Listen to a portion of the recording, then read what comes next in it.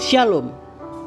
Hari ini saya mau berbagi berkah rohani kepada saudara-saudara, yaitu orang kaya dan miskin. Saudara-saudara yang kekasih, hati-hati merasa kaya, tetapi miskin di hadapan Allah. Ada banyak kritikan bagi mereka yang merasa kaya hidupnya, tetapi sesungguhnya mereka miskin. Seperti ada tertulis dalam Wahyu 3 ayat 17 berkata demikian.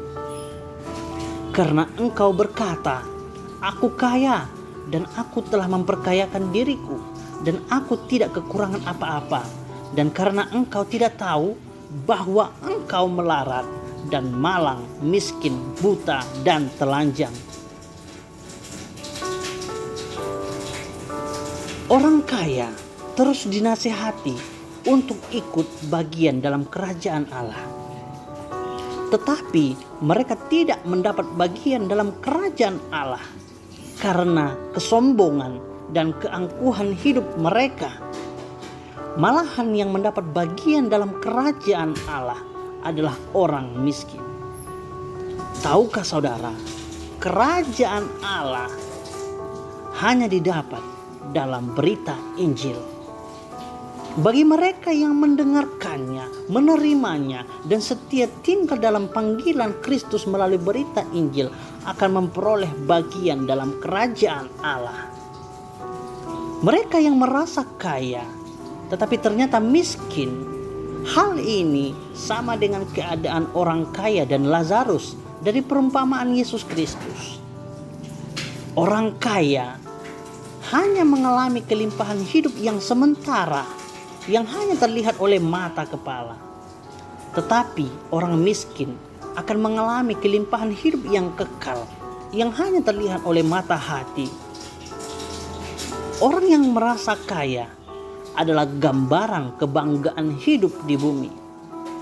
Orang kaya adalah gambaran dari orang-orang yang merasa telah memiliki jalan yang benar menurut pandangannya sendiri. Jadi, fokuslah pada panggilan Yesus Kristus melalui berita Injil dan setia dalam ajaran Injil, persekutuan dengan saudara-saudara seiman dalam ajaran Injil. Karena Injil adalah kekuatan Allah yang menyelamatkan setiap orang yang percaya kepada Yesus Kristus.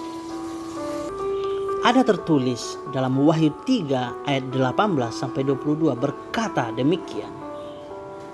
Maka aku menasihatkan engkau supaya engkau membeli daripadaku emas yang telah dimurnikan dalam api, agar engkau menjadi kaya, dan juga pakaian putih supaya engkau memakainya, agar jangan kelihatan ketelanjanganmu yang memalukan, dan lagi minyak untuk melumas matamu, supaya engkau dapat melihat.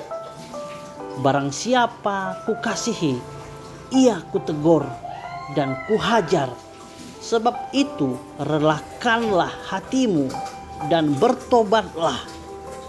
Lihat, aku berdiri di muka pintu dan mengetok.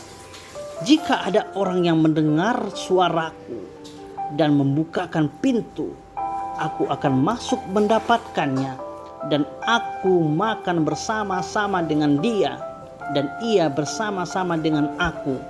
Barang siapa menang, ia akan kududukkan bersama-sama dengan aku di atas tahtaku, sebagaimana aku pun telah menang dan duduk bersama-sama dengan Bapakku di atas tahtanya.